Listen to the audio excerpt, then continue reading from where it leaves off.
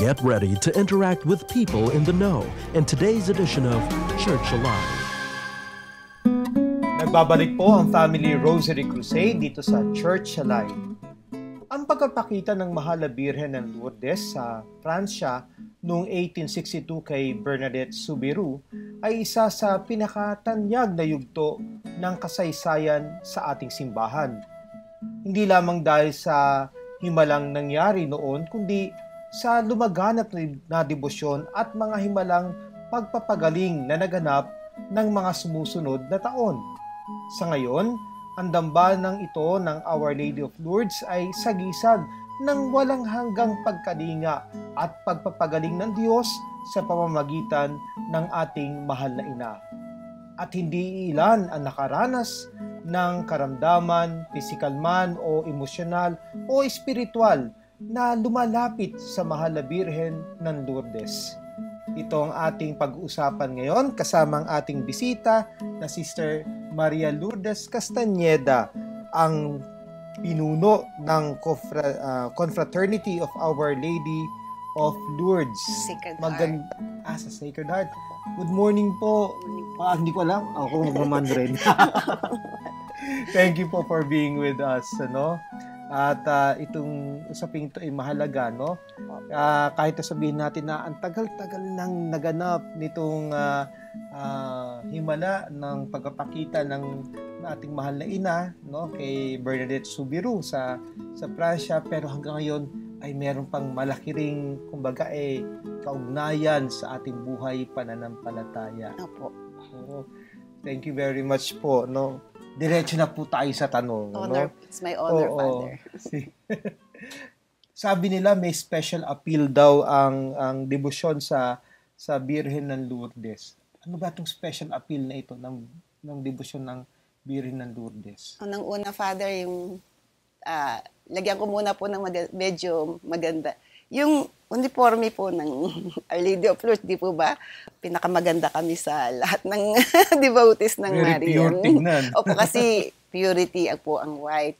Pero kidding aside po, yung pong modesty also in honoring the Blessed Mother through the Rosary. Plus po yung Father, alam po naman natin ang mga Pilipino mahilig sa mga miraculous healing. Opo. So that I think that is what the number one is the miraculous healing of Our Lady of Lourdes. Mm-hmm. Kaya nga po, 'di ba, Father, dumadagsa po yung gustong makapunta sa Lourdes sa France. At makikita rin natin yung devotion din sa Our Lady of Lourdes, even sa Pilipinas, makikita mo yung pag nagla-landscape nga lang ng bahay, dapat nagiging higit na maganda yung landscaping ng bahay pagka merong grotto ng Our Lady of Lourdes. It reminds us of the power of God working through Mary sa ating buhay.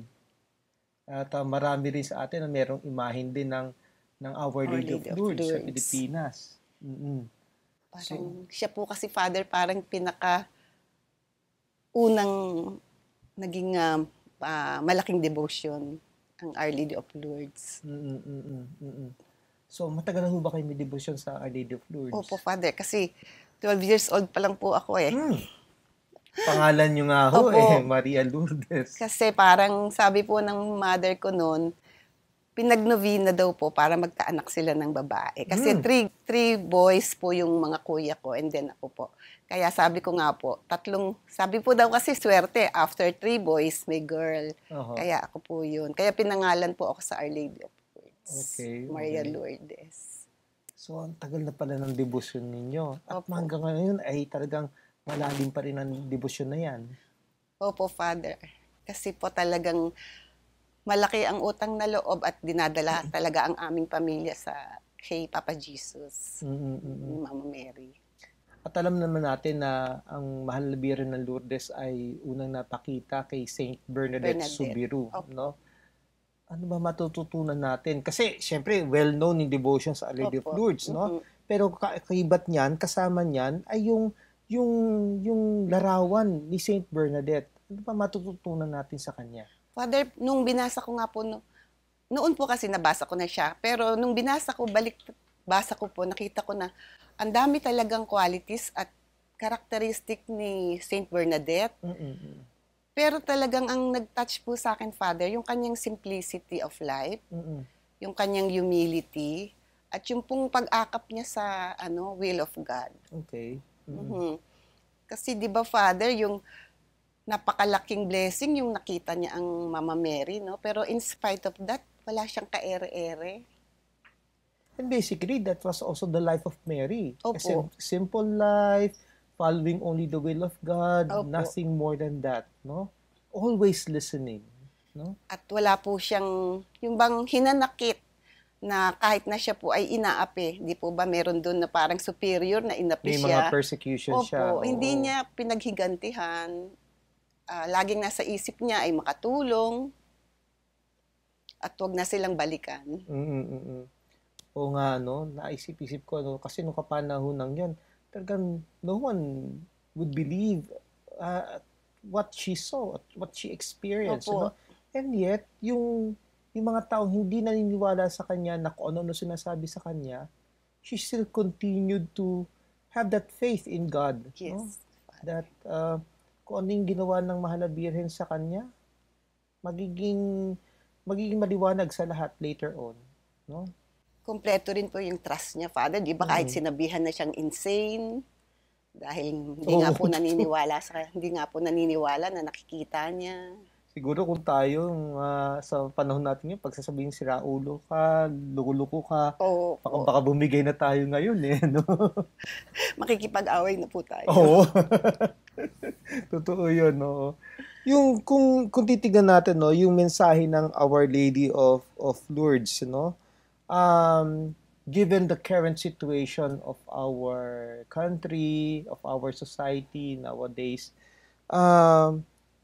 what can we learn from this message of Our Lady of Lourdes? Father, siguro yung sa akin ang pinakakailangan ngayon ng ating bansa, yung humility at acceptance, di ba, Father?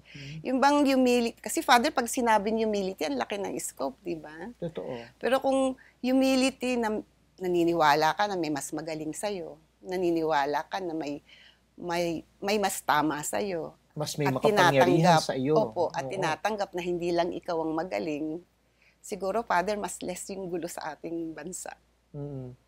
And also, we also remember that Mary at that apparition was also teaching us how to really believe only in the greater power of God, no? Opo. Na si Maria hindi lamang itinuon ang pansin sa kanya sarili, no? But she was also pointing to God. Kahit sa pansariling buhay natin, Father, di ba? Yung peace in the family, kung meron po tayong humility at na-accept natin with forgiveness ang lahat ng mga kakulangan ng ating mga kasama sa pamilya, magkakaroon po ng peace in the family. Sa inyo bang pamilya ito, syempre, nang pumunta tayo sa isang personal na antas, ano? How do you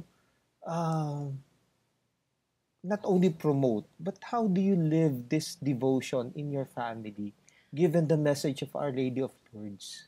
Ay, Father, sabi nga po nila, ang dami pong nagpapadasal sa akin dahil palaging sasabihin nila na malakas daw ako yung Mama Mary. Kasi nga, nakikita nila prayerful. Pero hindi po nila alam na napapersecute din kami as a family. Minsan, kahit hindi sa aming kaming mag-asawa, yung pong aming mga anak, madami pong mga nagdaan, pero yung trust namin kay Lord talagang kung ano man at kung yung mga tao din pong nagpe-persecute sa amin, iniintindi na lang namin at sinasabi namin na ginagawa lang silang instrumento. At hindi kami nagtatanim ng sama ng loob sa kanila. From sa family ninyo, sa asawa ninyo, sa mga anak ninyo, paano nyo sila natutulungan o paano nyo natutulungan ang bawat isa to grow deeper in the faith, no? Father, napakalaking bagay ng prayer Yung especially praying the rosary. Yeah. Noon talaga, Father, religiously, nagpe-pray kami every week. Pero lately, naging busy na yung mga bata. Tsaka may mga asawa na po yung anak ko, Father. Ang kasama namin ngayon ay eldest na apo. Pero ngayon, Father, kaming mag-asawa, we see to it na we pray the rosary every day. Together, Father. So malaking factor yung praying the rosary together. Napakalaki po, Father. Kasi talagang lumalakas ang aming faith at lumalakas yung tibay ng aming pagsasama. Kahit na po ganyan ang edad namin, we are married for 45 years. Father. Wow! So in 5 years time, golden na kayo. Opo. Golden couple Niawa na. na po ang Panginoon. Hindi ko masasabi ko po na nandiyan pa rin po yung binigay pa rin po ni Lord yung sweetness. Hindi pa po nawawala. So nilalanggam pa rin kayong dalawa. Sabi nga po na po ko, PDA pa kayo. Lola, PDA pa kayo. Hindi na pwede yan. Mga public displays of attention. Holding hands lang naman, Father. Ayun. Pero, hindi. Ang kagandahan kasi niyan, it's all started with a devotion. Opo. And it was coming from a devotion to a loving mother who loved not only her husband but who loved her whole family, no? And yun ang kagandahan kasi talaga, no?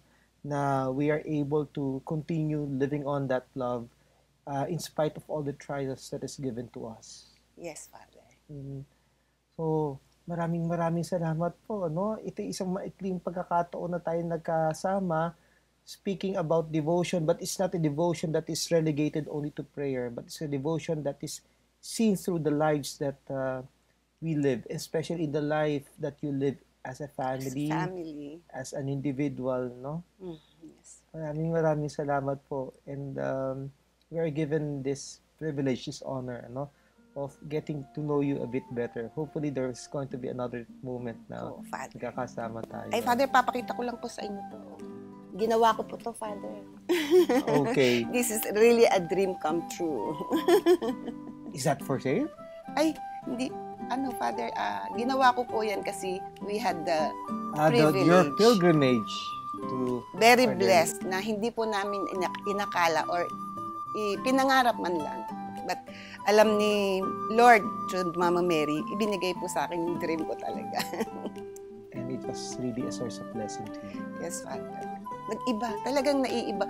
Pag nandun ka, Father, parang malapit ka na sa heaven. And that is a spiritual experience. And we thank God for that. Salamat po, ha? Thank you, Father. Sa pagkakataon ito. Magbabalik po ang Family Rosary Crusade makalipas ng ilang paalaala.